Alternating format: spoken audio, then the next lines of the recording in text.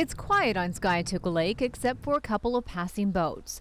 But that will change as people descend on the water for this holiday weekend. This is one of 38 lakes that is cared for by the U.S. Army Corps of Engineers. And for all those lands and waters at Corps Lakes, there are new rules in place.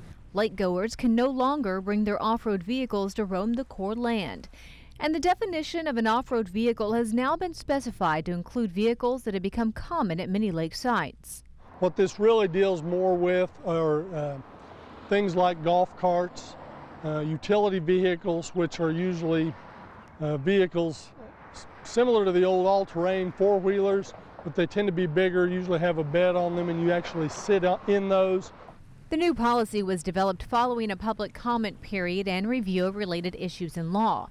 The Corps learned there were many complaints at several of the lakes about visitors abusing the land by bringing off-road vehicles. Some of the issues we really come into, number one is we really do get into some environmental issues at places, a lot of erosion. A lot of our lakes have soils that, you know, it's hard enough sometimes with some of the impacts we have in terms of flood control and things like that, and recreation just that is approved and normal. But when you start doing a lot of off-road operation areas, you lose turf, you start to have erosion issues. Kent Dunlap is the Chief of Natural Resources for the Corps. He says the new policy addresses two primary areas. One is outlining what is legal to operate on roadways in designated areas of Corps lands. If you can operate it on a state road, then you can operate it on a Corps of Engineers roadway.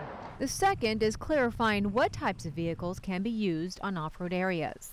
What we've tried to clarify is who can, and really there is no off-road operation unless it is a volunteer or somebody that is working like a contractor working on behalf of the government, or somebody that has a mobility disability. We do have a new permit program that would allow you to go to the lake office that you were going to be at and possibly be able to get some form of access from one of those permits. He says for those with disabilities, wheelchairs are of course acceptable. However, anything that would be considered an off-road vehicle, such as golf carts and four-wheelers, will need a permit. For ONR, I'm Angela Rosecrans.